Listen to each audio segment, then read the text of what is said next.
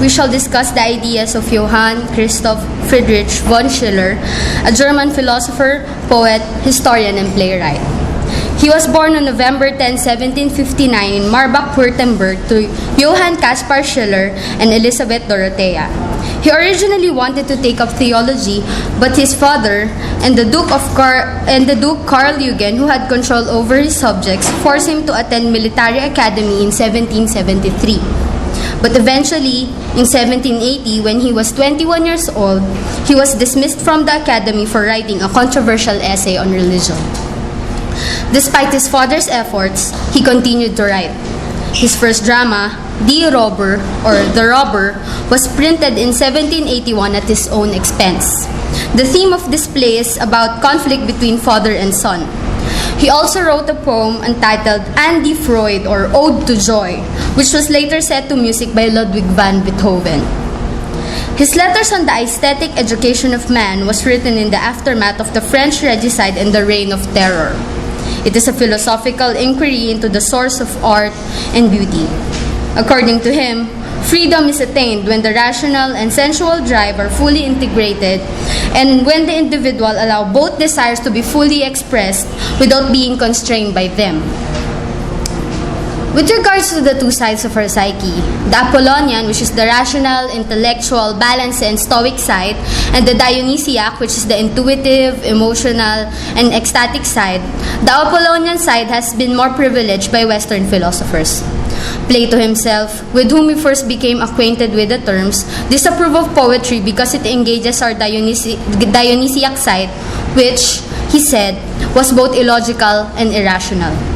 Kant mentioned also that reason is superior to imagination. Almost all of the philosophers mentioned that reason is superior. Almost all the philosophers that we talk about pointed to reason as the only way to enlightenment or to the truth, as if it is the only thing that must prevail in our life and our way of thinking. But today, we shall see how Schiller tries to make us see how life is so much beautiful if instead of preferring one of the psyches over the other, we fuse them together. Thank you, Sean, for that excellent introduction. Maria Sean Basa is a sophomore student taking BA Creative Writing with a concentration in fiction. Thank you for that.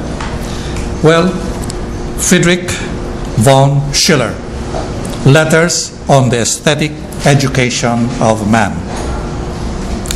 If Plato is to Socrates, and Aristotle is to Plato, and Alexander the Great is to Aristotle, then Schiller is to Kant. Schiller is the ideal student of Kant in the sense that although he carefully preserved the epistemological slant of his master, Schiller turned that slant towards a new and more fully romantic direction.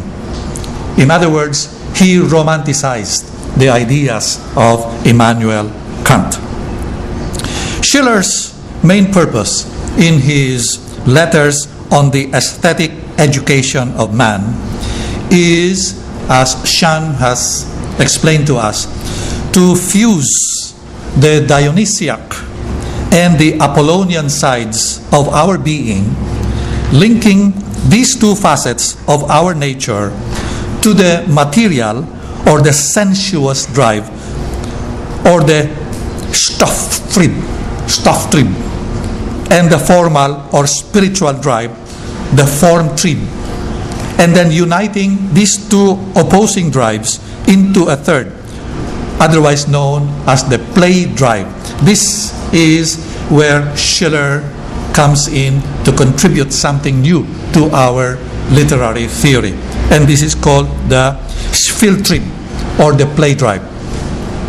Schiller believes that the state of true aesthetic freedom is achieved only by the play drive, which acts as mediator between the stuff trib and the form trib, thus allowing both sides of our human nature to be fully developed, integrated, and unified.